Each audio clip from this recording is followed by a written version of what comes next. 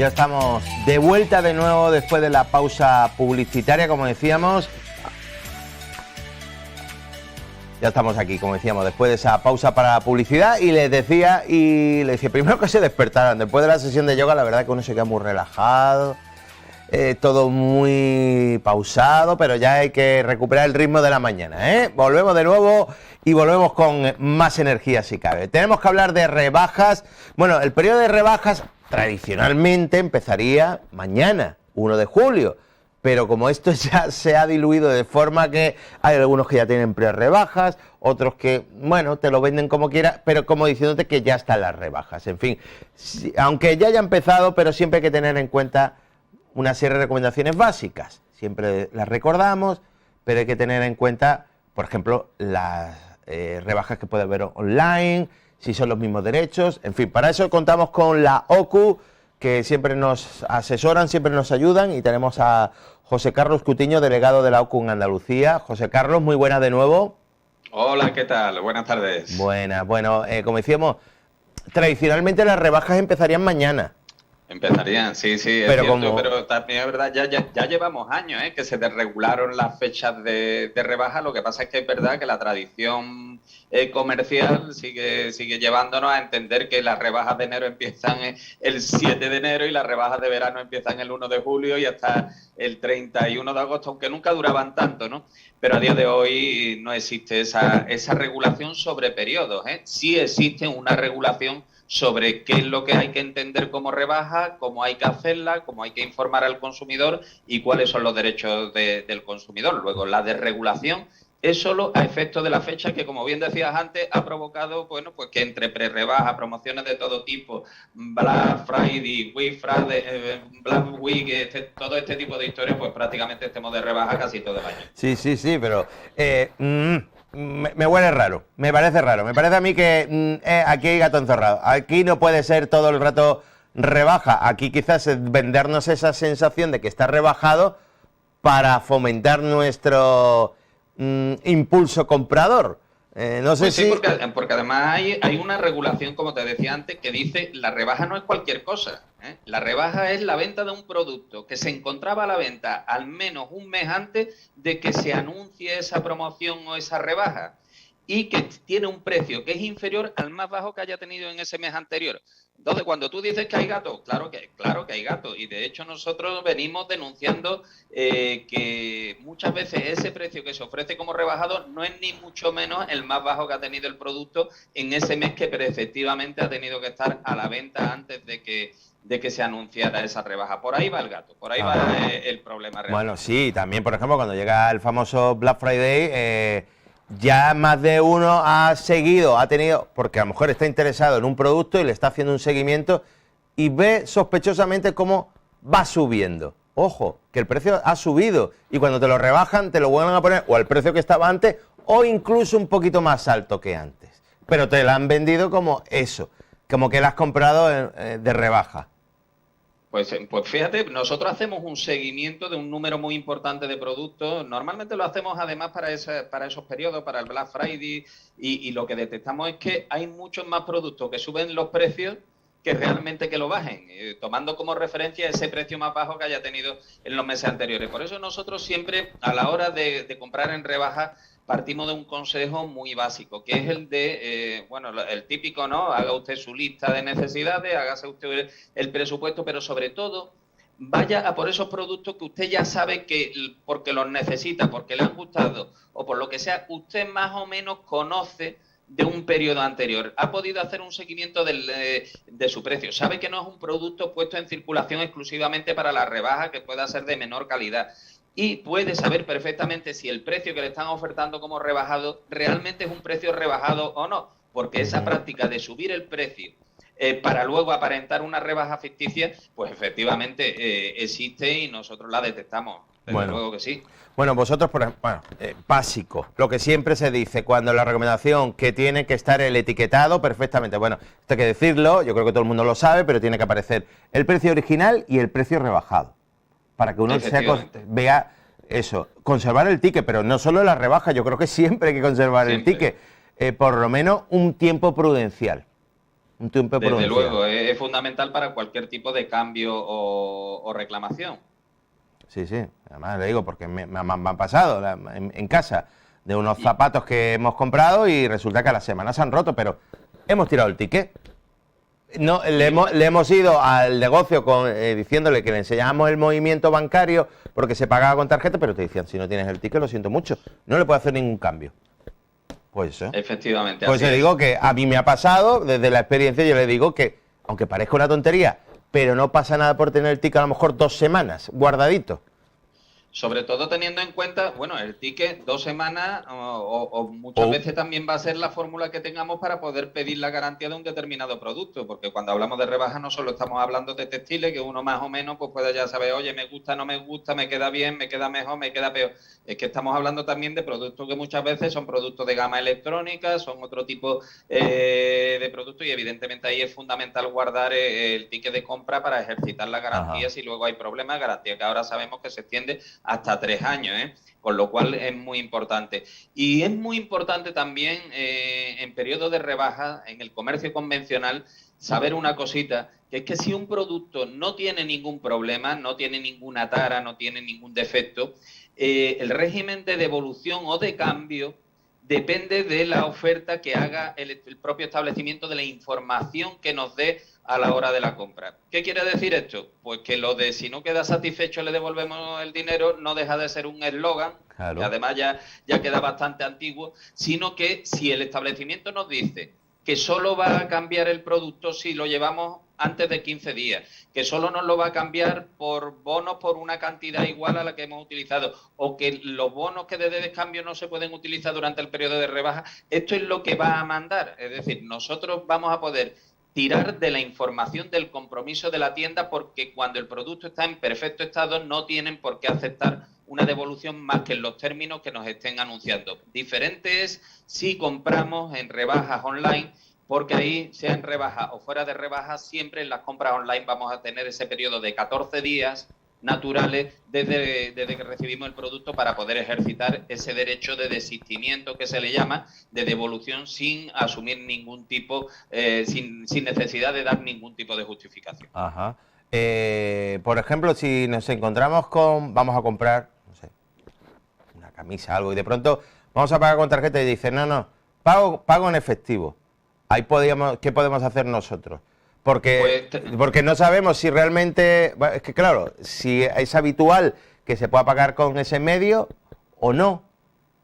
Claro, aquí hay una cuestión, porque la ley lo que dice es que las condiciones tienen que ser las mismas que en el periodo de temporada, salvo que el establecimiento expresamente esté informando de que esas condiciones han cambiado. Claro, si tú tienes puesto en el escaparate, en las puertas, en el propio lineal de compra, pues los logos de determinadas tarjetas de crédito, no puedes decir que no las vas a admitir porque estamos en periodo de rebaja, están obligados a admitirlo. Diferente es que de entrada ya nos encontremos con información suficiente y perfectamente visible y accesible para el consumidor de que no se va a admitir determinadas condiciones de compra, entre ellas, por ejemplo, la compra con tarjeta. Pero en cualquier caso, la norma andaluza establece que los establecimientos tendrán que respetar las condiciones de compra que rijan habitualmente para las ventas de temporada, bueno, con lo cual tendrían que dejarlo muy clarito para que no fuera así. Bueno, te digo, quien hace la ley hace la trampa. Siempre se puede estropear el datáfono. Qué casualidad que se me ha roto.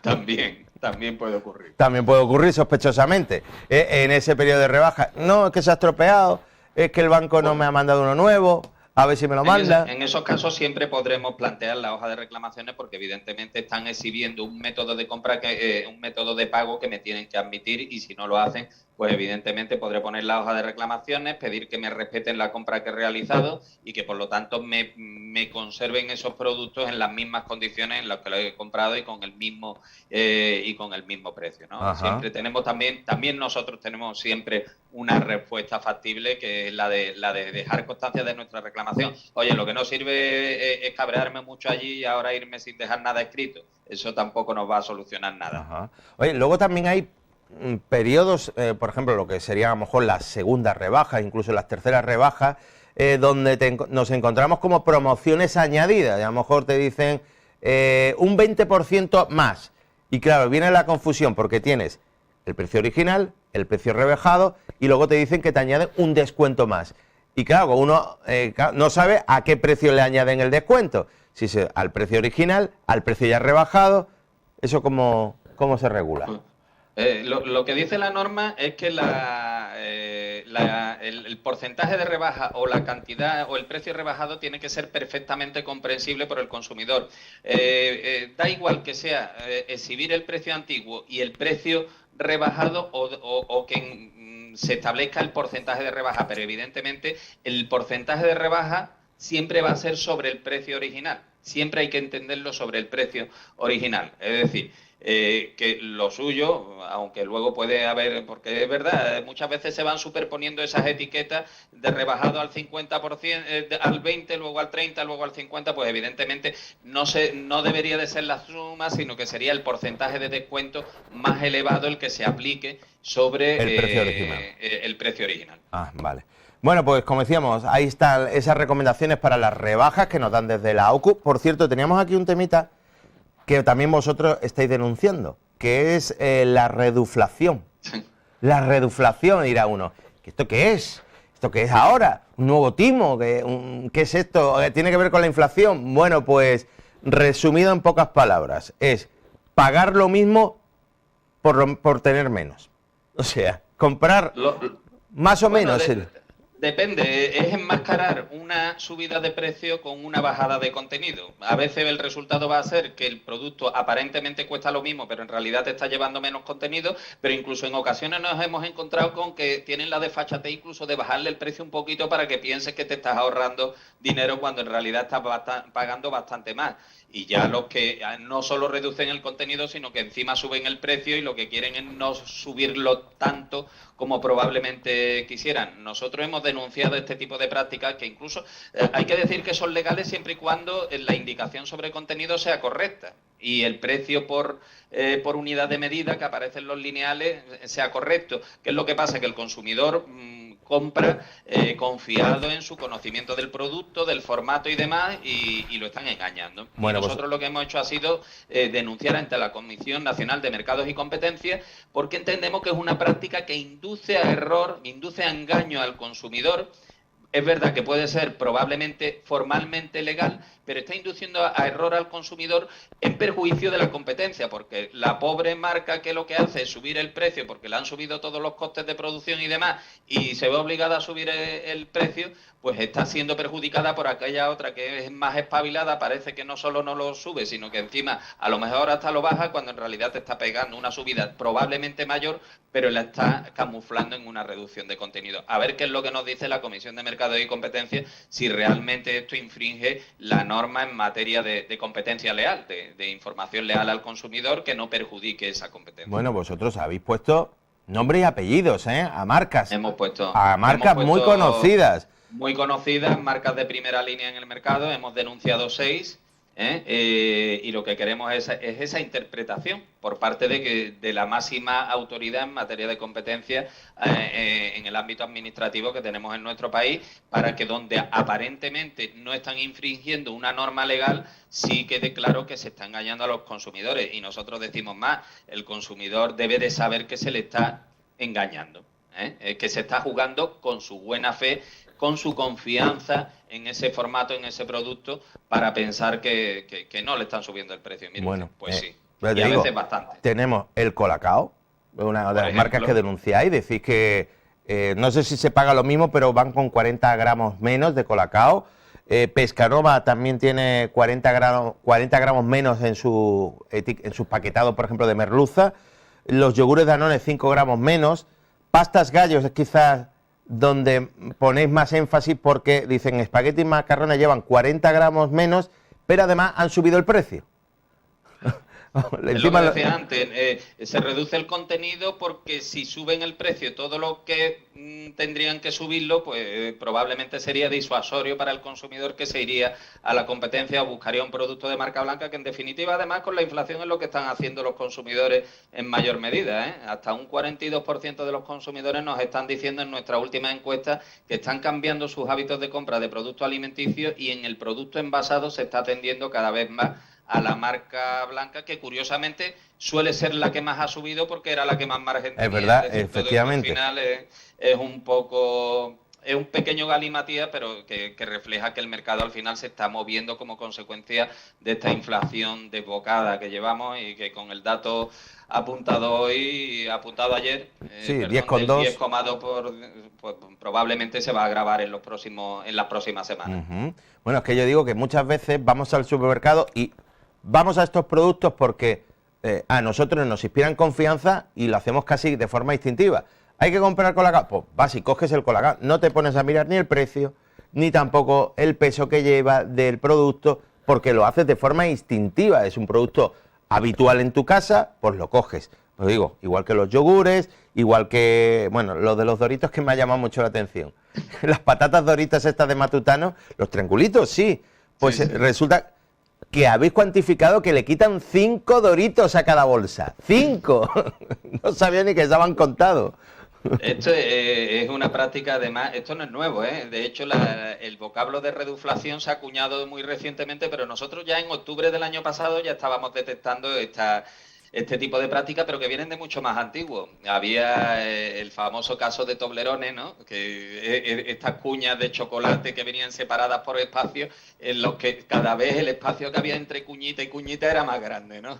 Y fue quizás el primer caso así significativo y llamativo, pero que viene siendo una práctica relativamente habitual y como vemos en las marcas más punteras del mercado. Y esto, de alguna manera, entendemos que hay que atajarlo porque al final el consumidor actúa confundido por la presentación del producto. Bueno, pues cuando vean eso de nuevo formato, sospechen, hay algo raro, algo están haciendo raro. Cuando te dicen esto, nuevo formato, y a lo mejor el nuevo formato es que le hemos quitado un poquito y le hemos subido un poco el precio. En fin, José Carlos Cutiño, muchas gracias y ya no nos vemos hasta después del verano, así que buen verano. Igualmente, un saludo, un placer estar con vosotros. Igualmente, bueno, pues nosotros que vamos a seguir, ya saben, van al supermercado, pues un poquito de vista, a ver qué pasa. Oye, ¿qué ha pasado? Porque eso es siempre famoso, lo de, hoy compro y el paquete más grande, pero cada vez viene menos, ¿no? Tal, pues fíjense, esto tiene nombre y apellido, se llama reduflación. ¿Cómo se llama? Que lo he dicho yo con mi reduflación. Eso es, así se llama. Bueno, nos vamos ahora a la playa. Les voy a invitar a que vean lo que ha sido el acto esta misma mañana del descubrimiento de la escultura de la Venus, que por fin va a tener ya nueva ubicación y quizás donde todo el mundo quería que estuviera de nuevo, como es en el espigón de la playa del Faro. Bueno, pues esta misma mañana se ha descubierto, ya sabemos dónde está y un poco recuperando su tradición. Así que vamos a ver, ya recuperada, restaurada totalmente, la nueva ubicación de la estatua de la Venus.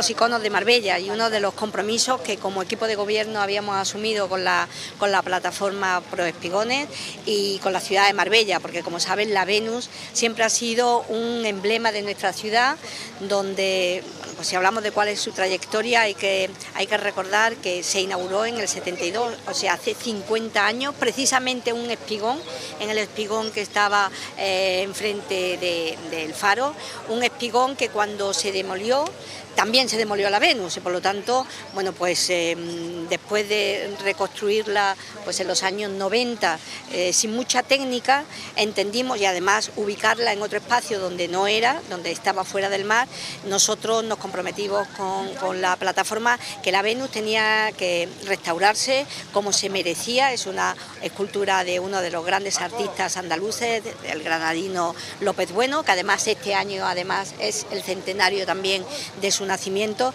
y por lo tanto el compromiso era asumir que esa reconstrucción, que esa renovación integral pues se hacía conforme a toda la técnica que se había llevado antes y con la seriedad que una pieza de esta naturaleza requería.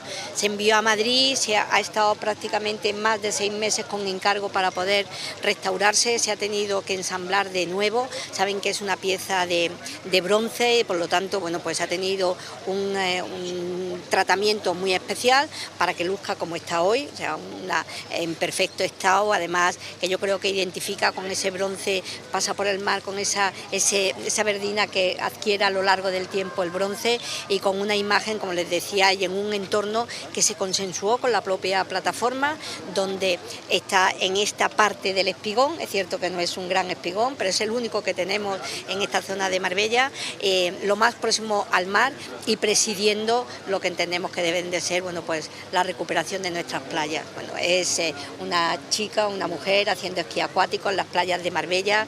Yo creo que es símbolo de modernidad de aquel entonces, estamos hablando del año cuando se inauguró, del año 72, hace 50 años, y yo creo que esa es la imagen que siempre tiene que tener Marbella, ¿no?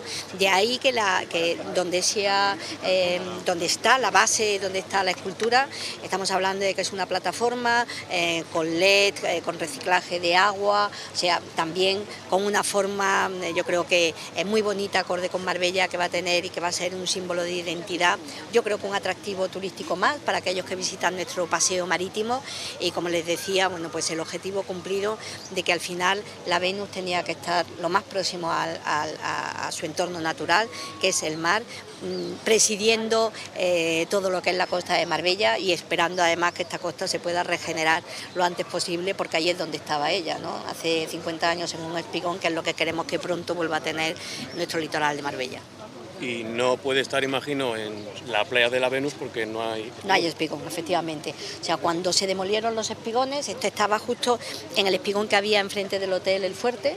Era un espigón en forma de T que estaba dentro del mar y en uno de los laterales, o sea, en una de las alas, estaba la Venus haciendo como, efectivamente, hacía como que esquiaba y por lo tanto el agua salía y hacía como que estaba en el mar esquiando. Al no existir espigones es la zona más próxima que hemos encontrado a que esté dentro del mar, ya lo ven, es cierto que esta plataforma está dentro del mar, por lo tanto creemos que era la ubicación ideal y nunca será tarde si podemos y volvemos a tener espigones si no hay un cambio de ubicación. Entre tanto, creo que, como les decía, preside una de las zonas emblemáticas aquí, justo frente al paseo marítimo, justo en el centro de Marbella, como les decía, ¿no? Con un entorno, una plataforma que lo que pretende es darle el empaque y la importancia que una obra, una escultura como esta tiene para la ciudad. Bueno, pues ahí estaba esa comparecencia, en este caso de la alcaldesa, y donde mostraba la nueva ubicación, que es la que tenía anteriormente.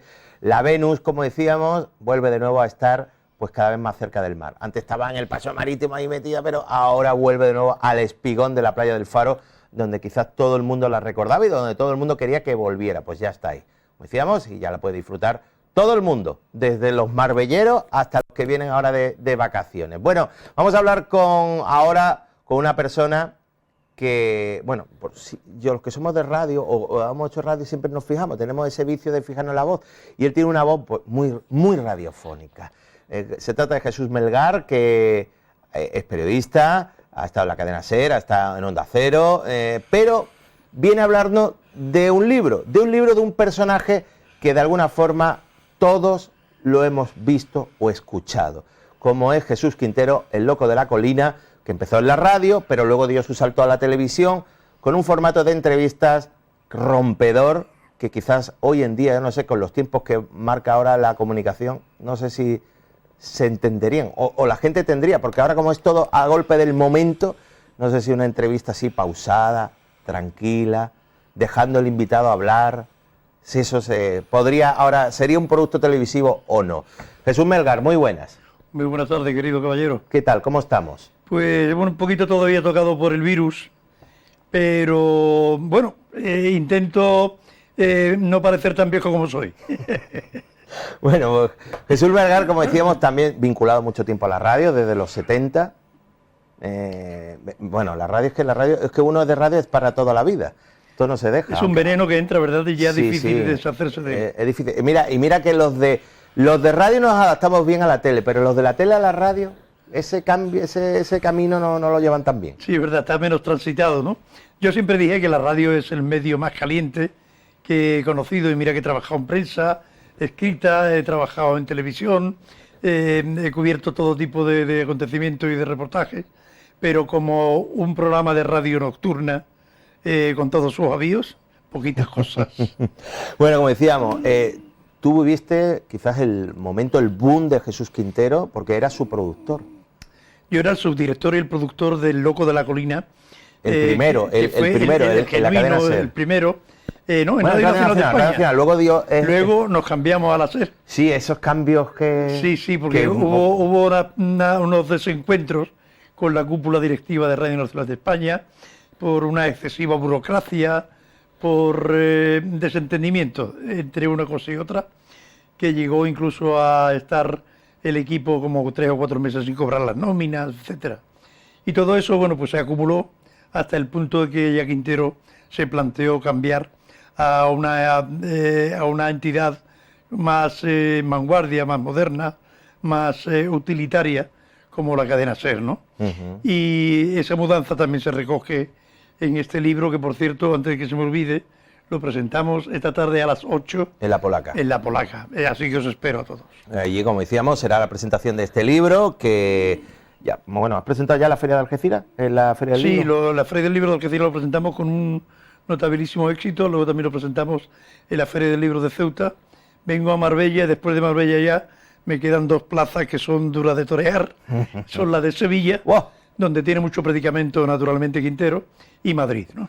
Bueno, como decíamos, quizás ahora el público más joven, bueno, porque antes no había las redes sociales, ahora un poco el contenido se difunde mucho más rápido, llega directamente, y quizás lo que ha quedado, o quizás lo que mucha gente ha visto de Jesús Quintero es quizás esas entrevistas que tenía con esos personajes que... frikis, por decirlo de alguna forma. Bueno, sí, yo iba a decir, pues esos personajes quizás más cómicos, más que la gente dirá, bueno, estos personajes, pero la pregunta que yo hago, ¿estos personajes dónde se encontraban? ¿Dónde realizaban la labor para encontrarlos? Pues eso tiene un trabajo de producción muy... Es que me ha dicho un compañero, esa gente se encuentra en los bares. Muy difícil, evidentemente.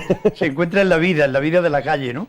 Pero no era tan fácil. Yo recuerdo, y lo cuento a modo de anécdota, que cuando entrevistamos por primera vez a un transexual, la primera vez que hablaba en un programa de radio a nivel nacional, un transexual, me costó 4 días yendo diariamente a la pensión donde él habitaba en la Alameda de Hércules de Sevilla, para intentar convencerlo que viniera al programa.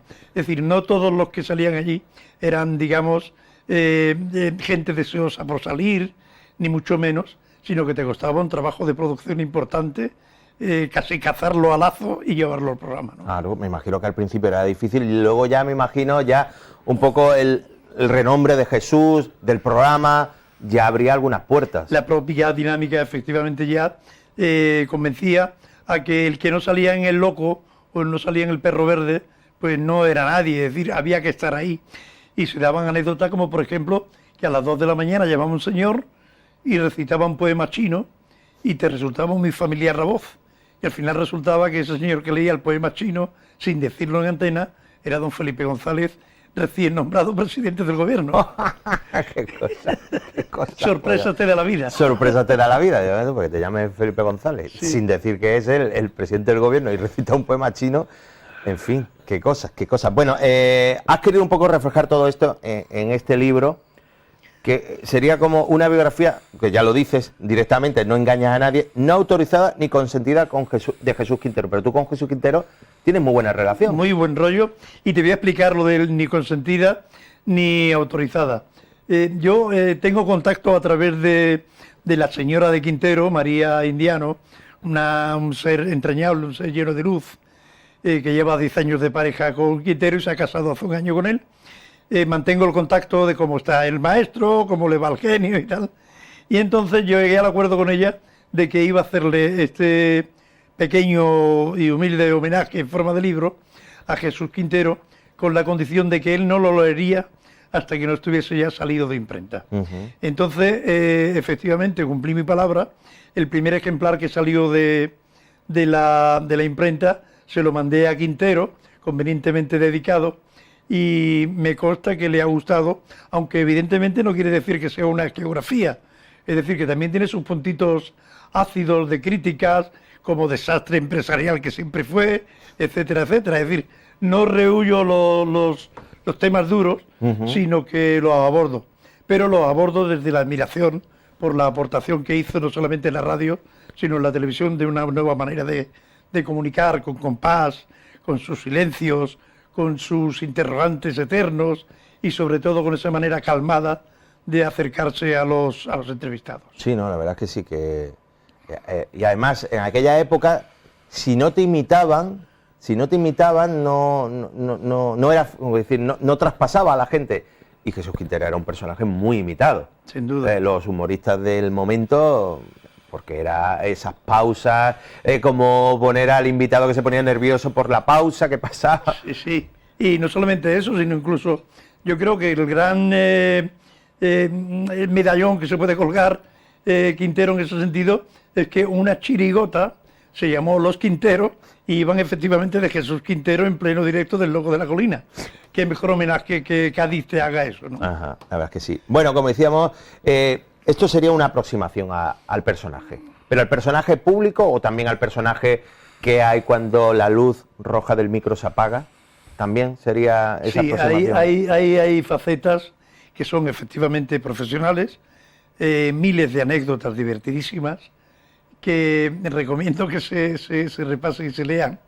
Y, por supuesto, también hay algunos aspectos de la vida personal de Quintero, ¿no? Como, por ejemplo, la gran colección de fulares que almacenó, que parecía Isadora Duncan. No he visto una persona que invierta más en cremas rejuvenecedoras que Quintero. Es decir, siempre le ha oído mucho a la arruga, o lo que es lo mismo, a la vejez. Y en ese sentido, ahora está en un tiempo de silencio meditativo y de protección, porque el silencio también a él le sirve como gran concha de Galápagos para protegerse de ciertas informaciones que en los últimos tiempos han hablado de él y de manera poco cariñosa. Y este libro quiere, en cierta manera, hacer de desagravio a esa situación que yo creo que es inmerecida. Bueno, ya sabes, muchas veces algunos que intentan aprovechar por donde pueden, ahí sí es matando al personaje, pues también intenta y demás. Bueno, como decíamos, bueno, aparte de tu libro, para alguien que no haya conocido o que simplemente le haya quedado lo anecdótico de Jesús Quintero un poco, ¿cómo le invitarías a que se aproxime al personaje? Porque el material lo puedes encontrar más o menos en YouTube. Yo ayer puse y vi desde entrevistas en Cuerda de Presos, vi entrevistas en Canal Sur, en Televisión Española. Pero no escucharías ningún podcast del Loco de la Colina, por ejemplo. No. Que fue el programa que yo creo que rompió con todo lo que había. Encontré algo de una entrevista. Sí, un momento de reflexión, pero pequeñitos. Entero. Y yo creo que las nuevas generaciones se merecen que se reedite en podcast este tipo de nueva programación que en cierta manera aportó en tiempo de transición Jesús Quintero. Recordemos que estamos hablando de los años 80 y poco, que había una sociedad española deseando un cambio profundo, un cambio en la vida cotidiana, un cambio a la democracia después de la dictadura, y ahí, en cierta manera, la aportación que hizo El Loco de la Colina, no solamente en cuanto a los modos, sino en el fondo también, con unos guionistas muy bien pagados, por cierto, por primera vez en la historia de la radio española, y con unos guionistas muy sobresalientes, llámese Salvago, llámese Raúl del Pozo, llámese Juan José Tellez, etcétera, etcétera. Pues yo creo que llegó a conseguir que efectivamente en la radio, incluso también en la mentalidad de los españoles de entonces, hubiese una transición importante, incluso a veces hasta contestataria, ¿no? Sí.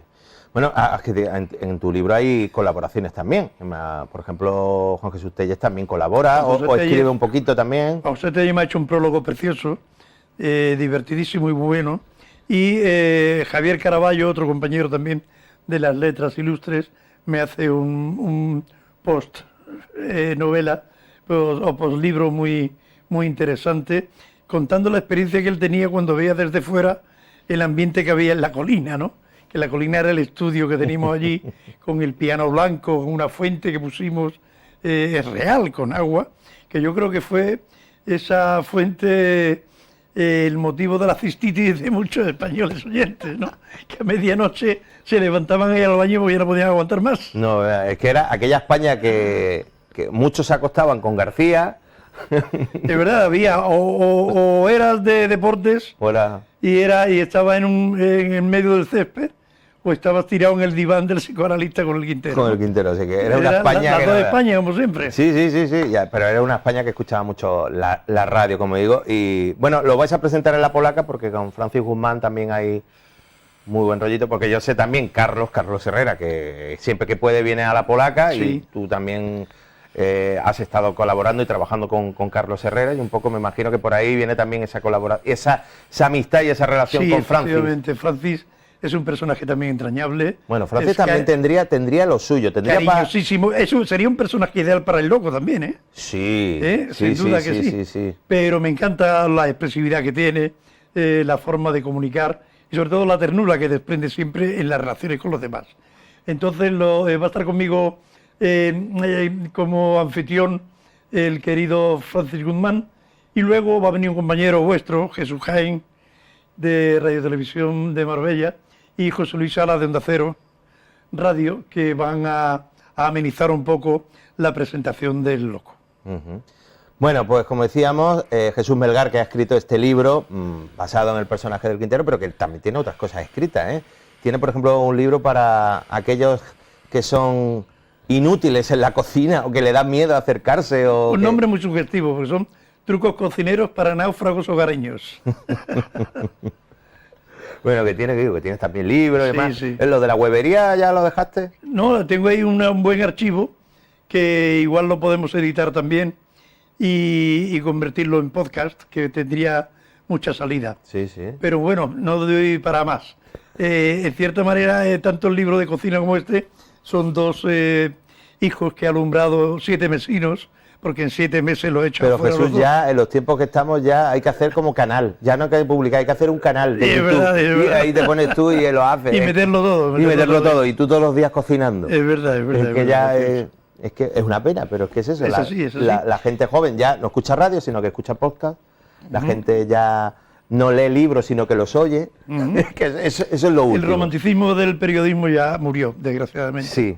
Y murió con Manu Leguineche, murió con De la Cuadra Salcedo, murió con Yale, murió con esa manera de hacer reportajes, entrevistas y desplazamientos que ahora ya con las nuevas tecnologías no tiene mucho sentido. Pero tenía su belleza. ¿Tú crees que como está ahora mismo la televisión, Jesús Quintero tendría cabida de nuevo en un horario de prime time, en esta vorágine que se mide todo, las audiencias, todo, hay que hasta el último milímetro, hasta dónde llegan? Lo veo muy difícil. Lo veo muy difícil por varios motivos, pero entre otros es porque efectivamente el consumo de televisión se ha vulgarizado mucho, y de eso tiene la responsabilidad determinados canales televisivos que han, digamos, abaratado el material. Y quizás con las plataformas ahora. Y bueno, quizás en las plataformas sí, bajo demanda. Posiblemente. Pero por otra parte, yo creo que ya debemos dejar descansar a Jesús, que bastante trabajo ha desarrollado. Bueno, ya, digo, si él son se ya encontrara 82 años y la verdad es que meterlo en ese trabajo ahora, para mí yo creo que sería una faena más que un favor. Vale, no, digo, a lo mejor él ya sabes cómo es.